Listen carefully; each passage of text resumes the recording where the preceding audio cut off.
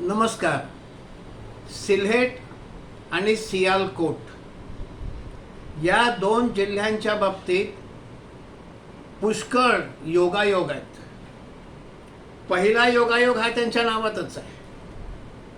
दोन्ही जिल्ह्यांची नावं ही सिल्हेट सियालकोट सी या अक्षराने सुरू होतात आणि ट या अक्षराने संपतात. हा पहिला योगायोग. दुसरा योगायोग असा की देशाचं विभाजन झालं 1947 साली. त्यावेळेला दोन्ही ठिकाणी हिंदू आणि मुसलमानांची संख्या ही समसमान होती. 2.5 लाख हिंदू, 2.5 लाख मुसलमान, 5 लाख 5 लाख ह्या दुसरा तिसरा योगायोग. पुढचा योग असा की मग हे कुठल्यामध्ये जाणार, कोणाकडे जाणार, पाकिस्तानात जाणार का हिंदुस्थानात राहणार, यावर जनमत घ्यायचं ठरलं. हाही योगायोग. आणि या जनमताचा निकाल देखील दोन्हीकडे सारखाच लागला. मतांचं मताधिक्य हे देखील सारखंच होतं दोन्हीकडे. असे हे कितीतरी योगायोग. आणि त्यानंतर पाचवा योगायोग म्हणजे विभाजन झाल्यानंतर या दोन्ही जिल्ह्यातील हिंदूंवर अनन्वित अत्याचार झाले. त्यांना निर्वासित होऊन भारतात यावं लागलं. असे हे सगळे योगायोग. तर मित्रांनो, ठरलं असं की दोन्ही ठिकाणी जनमत घ्यायचं.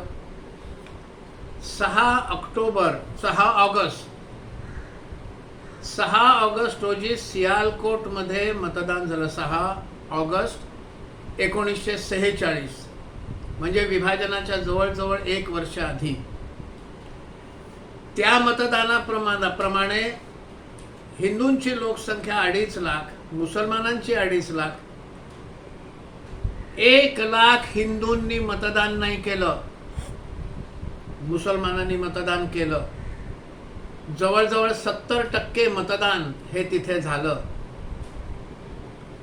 55,000च्या मताधिक्याने सियालकोट हे पाकिस्तानात जायचं असं ठरलं. हे 1 लाख हिंदूंनी काय केलं तर त्याचं वर्णन असं आहे की मुसलमान सकाळी उठून मतदान सुरू व्हायच्या आधी मतदान केंद्रांवर रांगा लावून उभे होते. हिंदू लोक सुट्टीचा दिवस म्हणून आरामात उठले, सावकाश सावकाश आवरलं आणि मग 10:30-11 वाजता घरातनं मत देण्यासाठी बाहेर पडले. काही जण तर बाहेर पडलेच नाहीत. जे बाहेर पडले त्यांनी केंद्रावर जाऊन बघितलं की लांबच लांब रांगा आहेत. रांगा बघून काय करणार, अरे बापरे, एवढ्या मोठ्या रांगेत कोण उभं राहणार, असं म्हणून घरी परत आले. मतदान करायचंच नाही, सोडून द्या म्हणून. काही लोक रांगेत उभे राहिले आणि रांगेत उभं राहून जेव्हा लक्षात आलं रांग खूप हळूहळू पुढे सरकते आणि बराच वेळ रांगेत उभं राहावं लागेल, तेव्हा त्यातली देखील पुष्कळ मंडळी रांग सोडून घरी आली. परिणाम असा झाला की 1 लाख हिंदूंनी आपला मताधिकार बजावला नाही. 55,000च्या मताधिक्याने सियालकोट हे पाकिस्तानात जाण्याचं ठरलं. 41 साली जनगणनेमध्ये सियालकोटमध्ये 2,31,000 इतके हिंदू होते. 46 साली जनगणना झाली. सियालकोट पाकिस्तानात जायचं ठरलं. अनन्वित अत्याचार सुरू झाले आणि हिंदूंनी तिकडनं पलायन केलं. 1951च्या जनगणनेमध्ये ही लोकसंख्या हिंदूंची 2,31,000 वरून 10,000वर खाली आली. एवढे लोक तिकडनं निर्वासित होऊन भारतात आले. आणि 2017 साली यांची संख्या 500 सुद्धा असेल की नाही अशी शंका यावी, इतकी स्थिती खराब आहे. सिलेटमध्ये देखील तसंच झालं. सिलेट हा आसामचा जिल्हा, बंगाली भाषी बहुल जिल्हा. हा पाकिस्तानात राहणार का आसाममध्ये राहणार, भारतात राहणार, असा विषय सुरू झाला आणि जनमताचा निर्णय झाला. 6 जुलै 1947 साली तिथेही जनमत झालं. त्या जनमतामध्ये देखील दोघांकडची लोकसंख्या जवळजवळ सारखी 5 लाख. दोन्ही समुदाय 2.5 लाख जनसंख्या असलेले, त्याही ठिकाणी जवळजवळ 80,000 हिंदूंनी मतदान केलं नाही. तिथेही जवळजवळ 50,000च्या मताधिक्याने पाकिस्तानात जाण्याकडे कौल दिला. सिल्हेटमध्ये 80,000 आणि सियालकोटमध्ये 1 लाख लोकांनी जर मतदान केलं असतं तर मताधिक्याचं प्रमाण उलट झालं असतं आणि दोन्ही जिल्हे भारतात राहिले असते. विभाजनानंतर सियालकोटमधल्या हिंदूंचं झालं, सिल्हेटमधल्या हिंदूंचं तेच झालं. त्यांनाही निर्वासित होऊन भारतात यावं लागलं.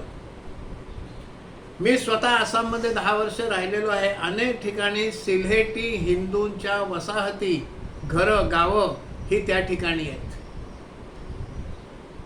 जे त्यावेळेला तिकडनं आले हे सिल्हेटी बांगलादेशी हिंदू आहेत.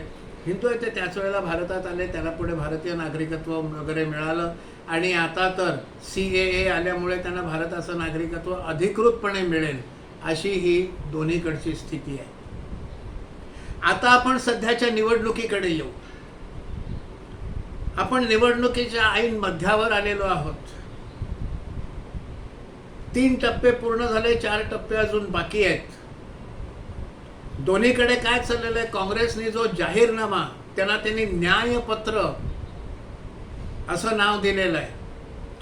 त्याच्या बारकाव्यांकडे बघितलं तर मुस्लिम लीगच्या जाहीरनाम्याचंच कॉपी आहे की काय असं वाटावं. त्यांनी त्याच्यामध्ये मुस्लिम समाजाचे पर्सनल लॉज याची आम्ही रक्षा करू, ते अधिक मजबूत करू असं त्यांनी म्हटलेलं आहे. मुस्लिम लीगची तीच मागणी होती.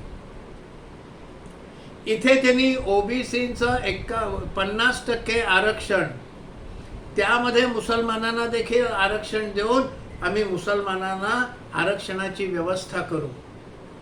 एकतर 50% ही मर्यादा वाढवू किंवा 50%तच ओबीसीचं काही आरक्षण करून ते मुसलमानांना देऊ असं त्यांनी म्हटलेलं आहे.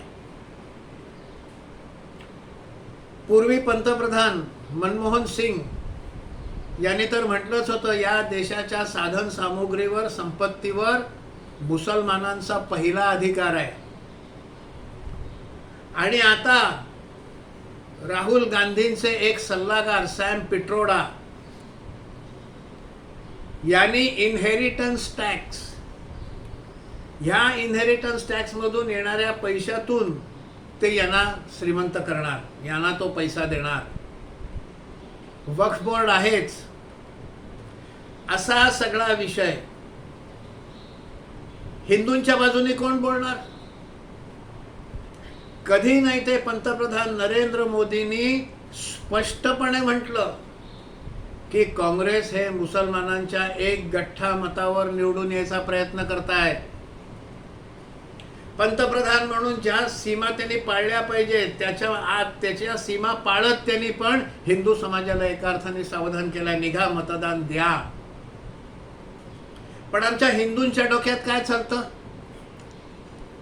कुठल्या तरी एका क्लिपिंग मध्ये आमच्या जातीचं नाव घेतलं नाही, आमच्या जातीच्या महापुरुषांचं नाव घेतलं नाही म्हणून आम्ही नाराज. कोणीतरी विचारतो अमक्याच नेत्याला का घेतलं, तमक्याच नेत्याला का घेतलं म्हणून आम्ही नाराज. आमचं मत वाया जातं असा हिंदू समाज विचार करत बसतो.